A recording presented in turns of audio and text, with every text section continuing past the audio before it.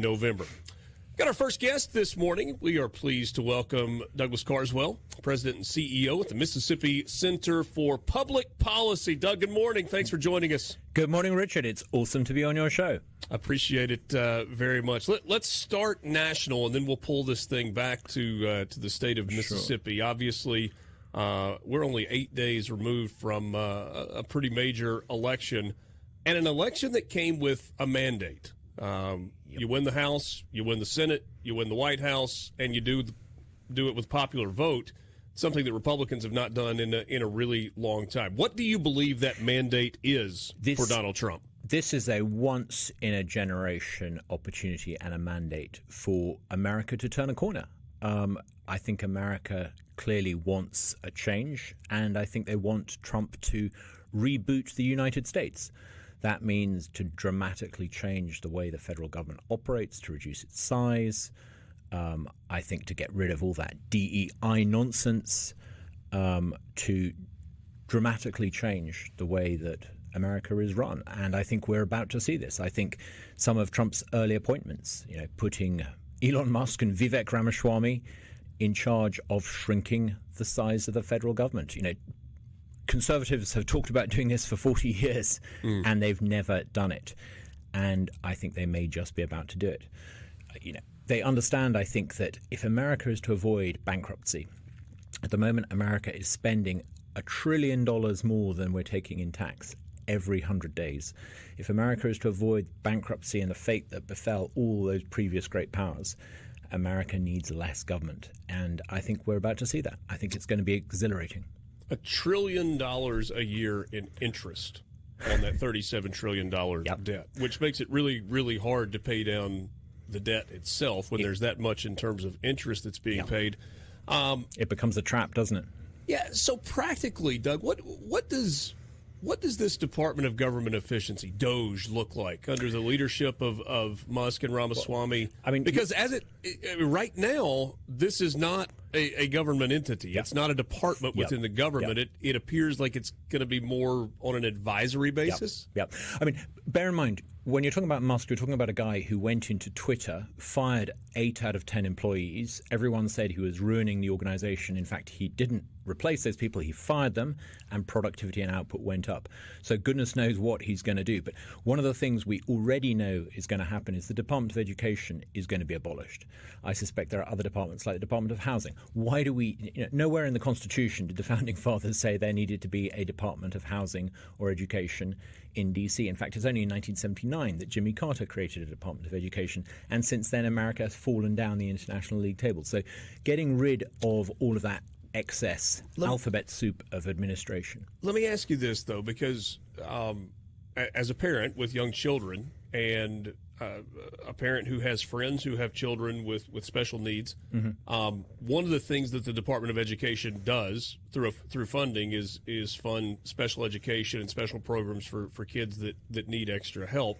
How does that happen? Where does that now fall? Are we worried about that particular thing that's so incredibly important falling through the cracks? No, on the contrary. I think because it's so important, it needs to be put closer to parents. Parents need to be given power. Now, here in Mississippi, we have a small, often overlooked program for kids with special needs that gives them, in effect, control over their share of funds. It's an education support account for people with special needs.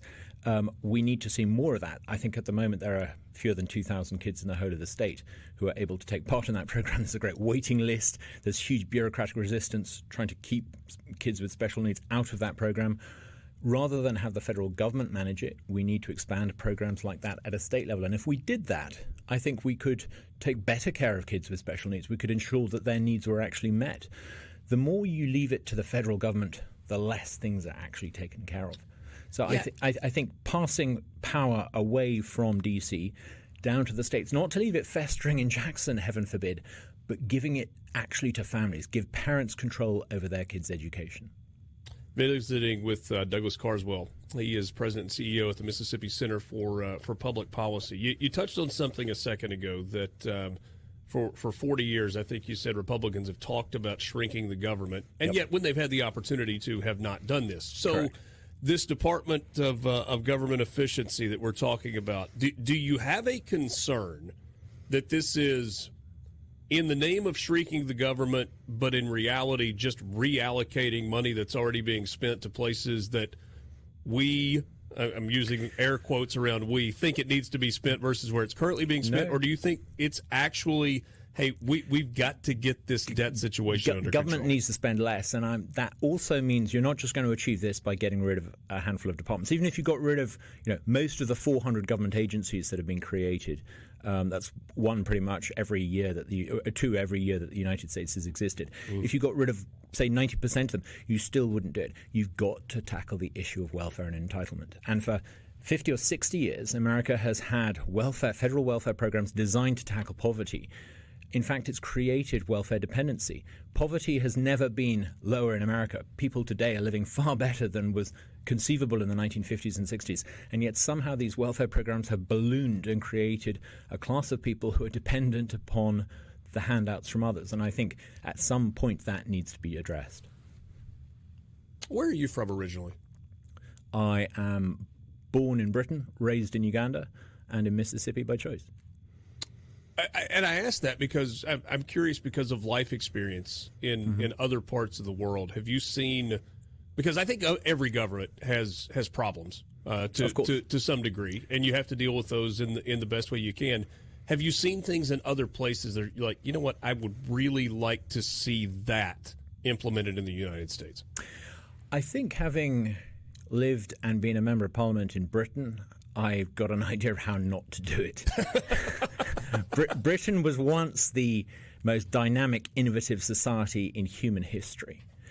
Britain was home of the Industrial Revolution, the Democratic Revolution. Long before you guys had your revolution, we had a parliamentary revolution, and we've destroyed that because of socialism. Big government. Britain is now a country that has got sclerotic growth. It's in danger of becoming an open-air museum where foreign language students go to perfect their language skills. Don't make the mistake that Europeans have made. Don't create big government solutions to problems. America has this incredible system of different states. Give states back control over whether it's environmental policy or education policy. Republicans have talked about doing this, but never been able to. The stars are aligned now. You've got a Supreme Court that is up for this. You've got a president that's up for it. You've got a Congress and a Senate that's up for it. I mean, another thing that I think is really interesting about what Trump is trying to do, he's lots of conservatives rail against DEI, diversity, equity, and inclusion.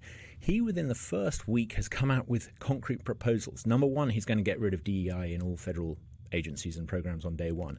But he's going to tackle the university accreditation system, which is the root cause of the problem. It's through university accreditation that you get the woke ideology taking over faculty in places like Ole Miss and other public universities. So he's clearly spent the past 4 years thinking this through and assembling a team of people and policies that are capable of actually delivering the change that conservatives want and vote for and have never until now seemed to get. When we say taking over the faculty, we're painting with a pretty broad brush there, though, right? Well, I don't think it's a generalization. I think if you look at the output of the sociology department or the English literature department or the history department at a university like Ole Miss, it is promoting a leftist Marxist view of the world.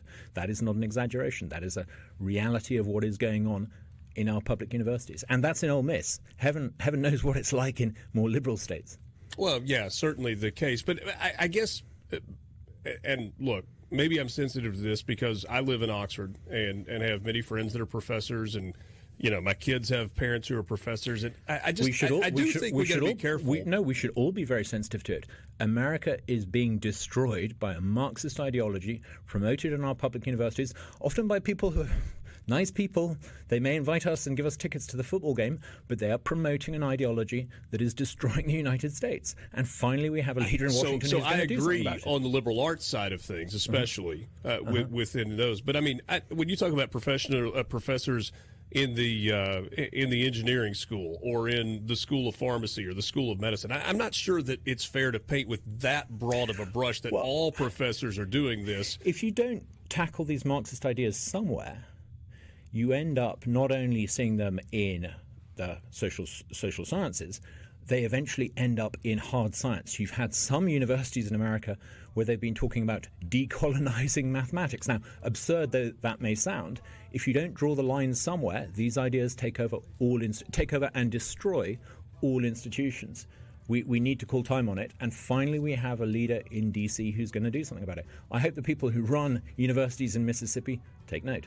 2 + 2 still equals 4, though, right? I hope so, but if you talk to some of these ideologues, I think they left reality behind a long time ago. Hang with us. We'll continue the conversation with Douglas Carswell from Mississippi Center for Public Policy on the other side of this break. This is the Gallo Radio Show on SuperTalk Mississippi. Back with you on the Gallo Radio Show on SuperTalk Mississippi. Thanks for being with us on this Wednesday morning. Good conversation going with Douglas Carswell from the Mississippi Center for Public Policy. One last kind of national politics question, Douglas, then I'd love for us to switch gears and talk a little bit about the upcoming legislative session here in Mississippi. One thing that Republicans, in my view, have struggled with over time, and I kind of feel like we touched on this a second ago. Winning elections is one thing, but then governing is a different thing, and being able to get policies implemented. We talked about a mandate earlier. Now it's go do it for Donald Trump. What gives you optimism that he is going to be able to fulfill many of the promises that he made while campaigning? Because he's not running for re-election. It's now or never. If you look at the picture from Mississippi's perspective, at every level of government, for most people in Mississippi, you're now governed by a Republican. If they can't do it now, then when? So I think that gives impetus.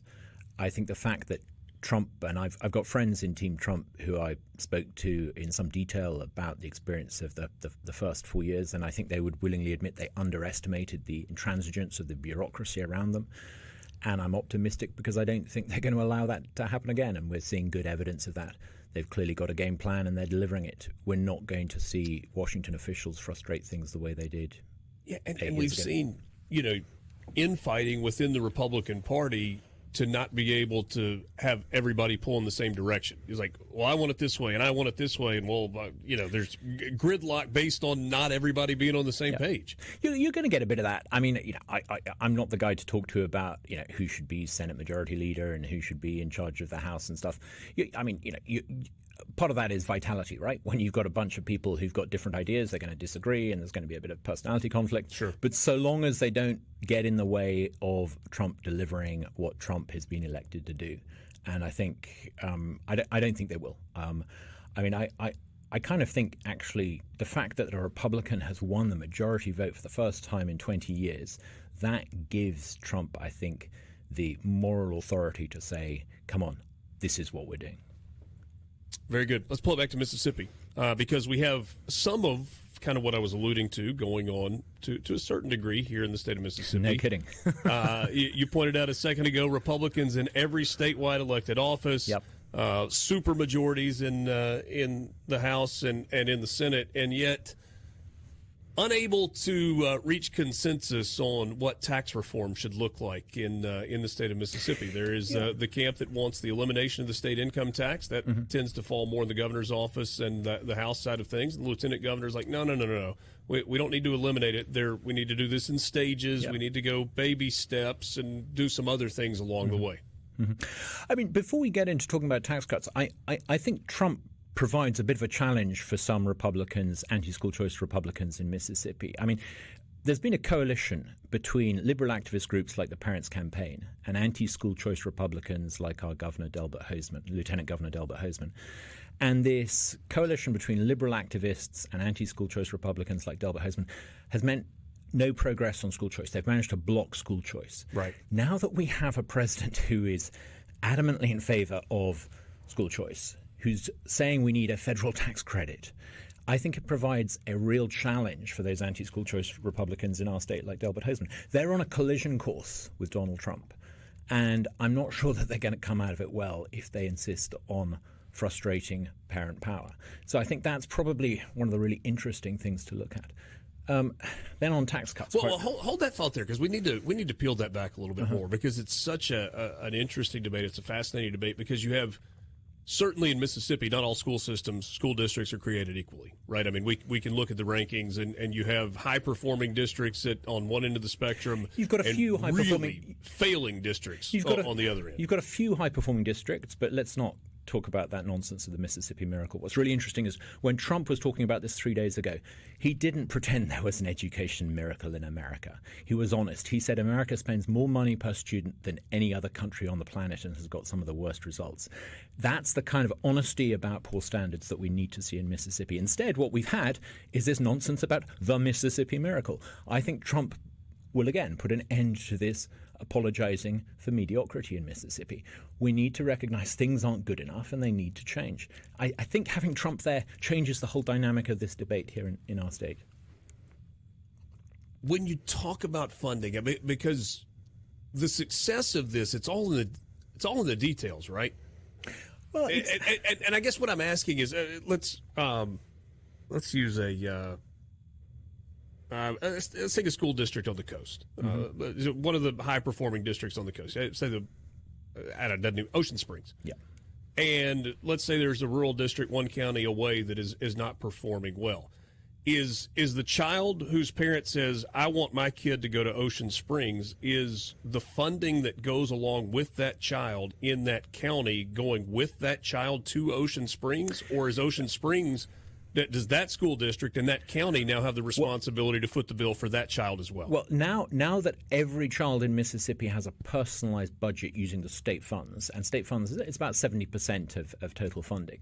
Now that is personalized to every child, we think that they should be allowed to take that money to a school of their choice. So that's a traveling budget. Yeah, traveling. Think of it as a backpack. They put the money in attached to the child, and the child can take that anywhere. And we think that if you allow that, the effect of that will be to force the mediocre, underperforming school districts to look at what the good, well-run districts are doing and copy it and emulate it. That's the only way you're going to get change. I mean, closer to home, Hinds County kids every year have about $14,000 spent on them.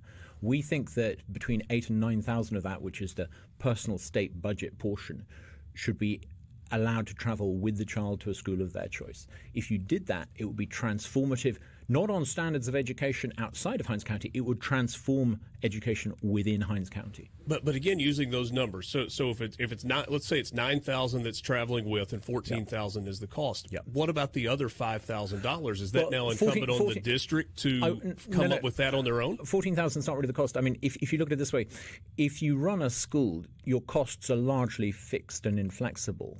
Having an extra $9,000 rather than $14,000, you can, most of that is margin. So you're not having portability of the full amount, but for some school boards, we certainly think that school boards and school districts should be able to define capacity. We're not going to force them to take children that they're not willing to take. And if they don't have room for them and they can't afford them, great. But we think for most kids, for most school board districts, if they were allowed to define capacity, many of them would see bringing the extra revenue as a bonus because the costs that they have are relatively fixed. Let's go back to tax cuts. We got 3 minutes left. Mm-hmm. Go give me your overview on this fight that we are going to see in the legislature this year.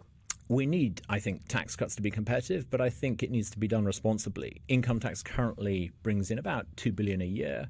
The surplus is less than $1 billion. So clearly you can't scrap income tax in one go. Otherwise, if you did that, you would end up with a problem. So we need to bring in a series of triggers that if the surplus is above a certain amount, you reduce the income tax by a certain amount. Other tax cuts are great, fine, but the big one is income tax. Grocery tax is great, but that's a little bit of a distraction strategy from people who don't really want to cut the income tax. If you want to cut the income tax, you've got to bring in a series of well-thought-through triggers.